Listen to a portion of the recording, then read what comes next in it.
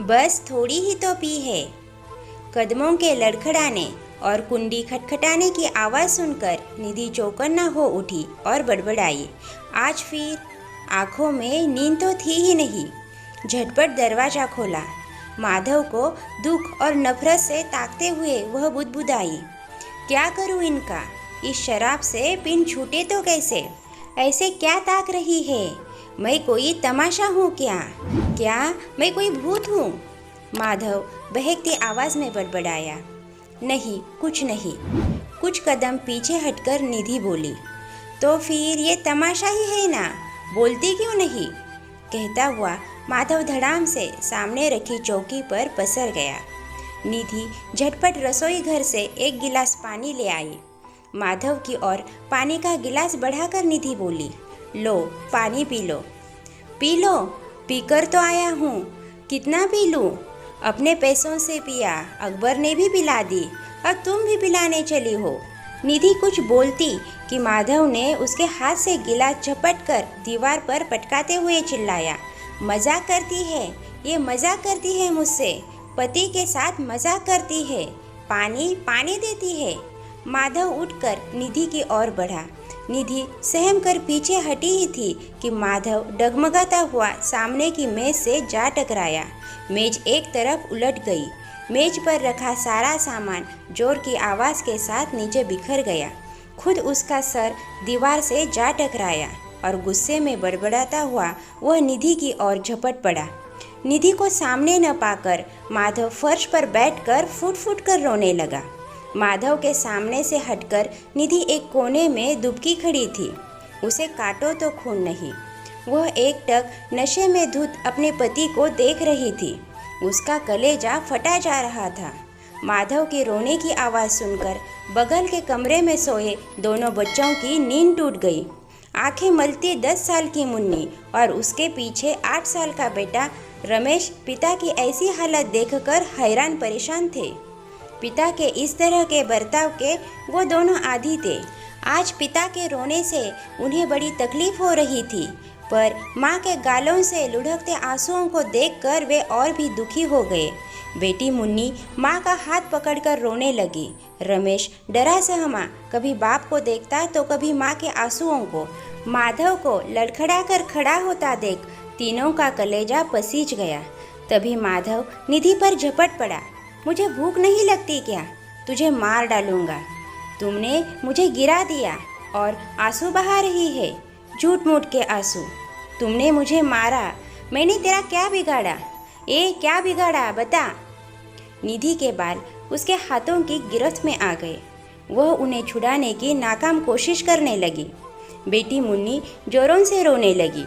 रमेश अपने पिता का हाथ अपने नन्हे हाथों से पकड़कर हटाने की नाकाम कोशिश करने लगा। निधि ने चिल्लाकर रमेश को मना किया, पर वह नहीं माना। इसी बीच माधव ने रमेश को धक्का देकर नीचे गिरा दिया।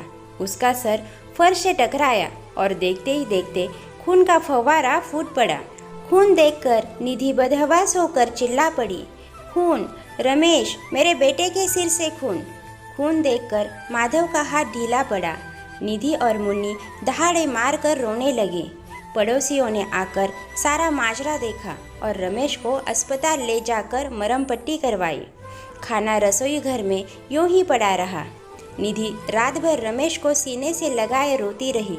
नींद आँखों से गायब थी। अपनी औलाद के लिए घुट-घुट कर जीने के लिए मजबूर थी निधि। मन ही मन उसने माधव से हार मान ली थी। हालात से समझौता कर निधि ने मान लिया था कि यही उसकी किस्मत में लिखा है, पर माधव ने शराब से हार नहीं मानी। रात के अंधेरे में माधव राक्षस बनकर घर में कोहराम मचाता, तो दिन की रोशनी में भले आदमी की तरह मुस्कान बिखेरता। निधि और बेटी बेटी को लाड़ प्यार करता। ऐसा लगता कि जैसे रात में कुछ हुआ ही नहीं, पर अंदर ही अंदर निधि की घुटन एक चिंगारी का रूप लेने लगी थी। एक दिन तो निधि की खिलाफत ने अजब रंग दिखाया। उस दिन निधि ने दोनों बच्चों को स्कूल जाने से रोक दिया। माधव ने पूछा, क्या आज स्कूल बंद है? ये तैयार क्यों नहीं हो रहे हैं? नहीं, मेरी तबीयत ठीक नहीं है, इसी वजह से इन्हें रोक लिया। निधि गंभीर होकर बोली। तो मैं आज काम पर नहीं जाता, तुम्हारे पास रहूँगा, इन्हें जाने दो। माधव बोला। नहीं, ये आज नहीं जाएंगे, मेरे पास ही रहेंगे, निधि बोली। जैसी तुम्हारी मर्जी, ज़्यादा तबीयत खराब हो तो मुझे बुलवा लेना, डॉक्टर के पास ले जाऊंगा, माधव बड़े प्यार से बोला। निधि और बच्चों को छोड़कर माधव काम पर चला गया। 1 घंटे बाद निधि ने मुन्नी के हाथों शराब की भट्टी से 4 बोतल शराब मंगवाई। दरवाज़ा बंद कर धीरे धीरे 1 बोतल वह खुद पी गई, फिर मुन्नी और रमेश को पिलाई। मुन्नी ज़्यादा पीने की वजह से रोने लगी। रमेश भी रोता हुआ बड़बड़ाने लगा, मम्मी अच्छी नहीं लग रही है, अब मत पिलाओ मम्मी।